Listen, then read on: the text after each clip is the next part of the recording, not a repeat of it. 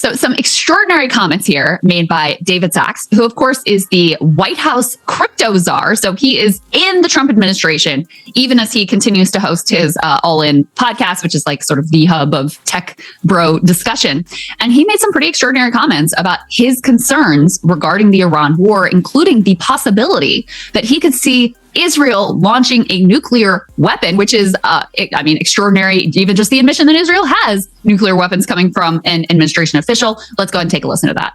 You also have to, I think, consider the impacts on Israel. I mean, it's hard to know exactly how much damage Israel is taking right now. There's a social media blackout. But what you're starting to hear trickle out is that Israel is getting hit harder than they've ever been hit before in their history. And we're only 2 weeks into this. If this war continues for weeks or months, then Israel could just be destroyed, or very large parts of it. Now, I think Israel is a harder target than the Gulf states. Their infrastructure is more hardened. Also, they're further away.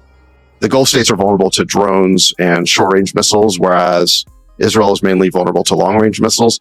Nonetheless, at some point, their air defenses could become exhausted if it hasn't happened already, and Israel could get seriously destroyed. And then you have to worry about Israel escalating the war by contemplating using a nuclear weapon, which would truly be catastrophic. So there's a lot of scenarios here, a lot of really frightening scenarios about where escalation could lead.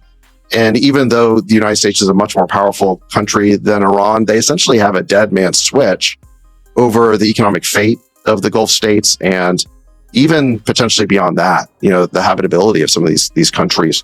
So I do tend to think that this is a good time to declare victory. I think, Brad, you're right that the president has never said that democracy promotion is one of his objectives. Yes, Jake Al, obviously everyone would welcome if the people rose up and chose a new regime, but that's not something that we've said we have to accomplish.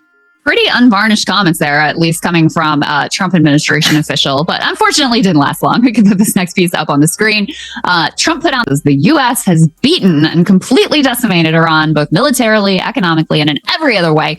But the countries of the world that receive oil through the Hormuz Strait must take care of that passage, and we will help a lot. The U.S. will also coordinate with those countries so everything goes quickly, smoothly, and well. This should have always been a team effort, really. And now it will bring the world together toward harmony, security, and everlasting peace. To which Sachs replies, "This is a smart strategy. Thanks to President Trump, the U.S. is energy independent. The countries that actually depend on Gulf oil should apply pressure to reopen the strait." So clearly, he got some kind of phone call and is trying to get back in the good graces here of Trump. Yeah, he made the mistake of thinking that you actually get to say what you want when you work for the government. I mean, look, every word that he said is correct. Literally every word. That's the David Sachs I remember. I interviewed him here at the desk during the war in Ukraine. He was always a voice of restraint, a fan of John Mearsheimer. Remember, heroically stood up against the war, against a lot of the neocon agenda for the war in Ukraine and war with Iran, by the way, many years ago. And so this is part of the problem, though, with this entire,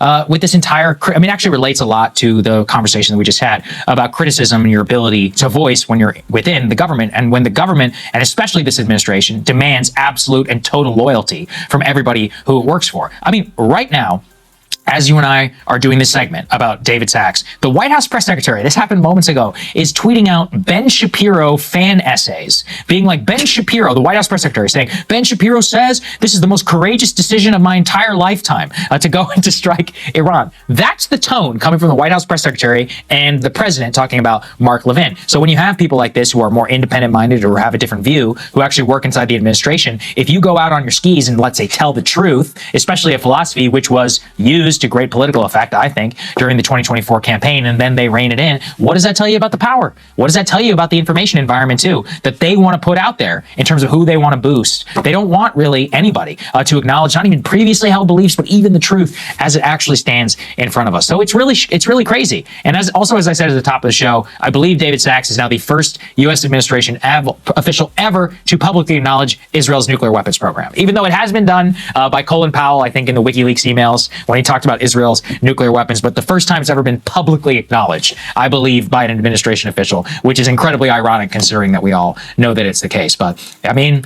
every word he said was true, but the fact that, you have to be reined in immediately just shows you what we're dealing with. I mean, the comments themselves are just worth lingering on for one more minute.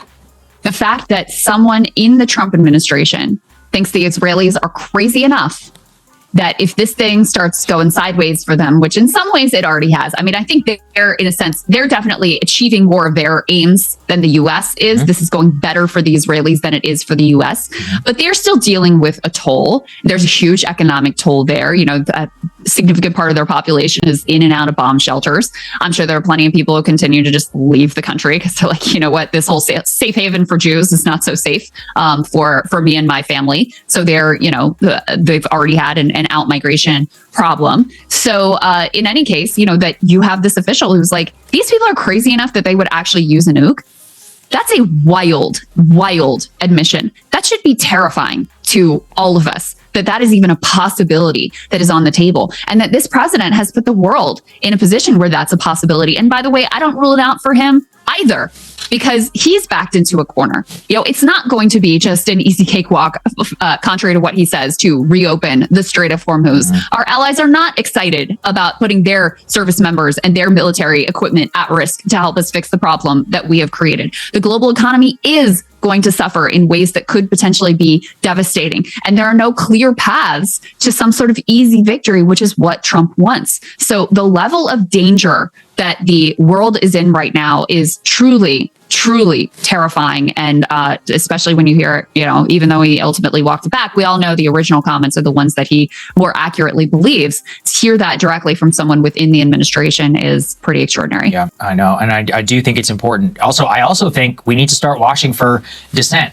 And for anybody who's listening, who might still listen, who is in the administration, it's time to go. It's time to resign at a certain point, because unless you want this to be on you forever, if you want to be one of these like Bush folks who has to be a dead ender like Ari Fleischer till the day you die about how you actually acted with honor, we're at the point now. We know what time it is, and I think you should too. And I think it's time to go.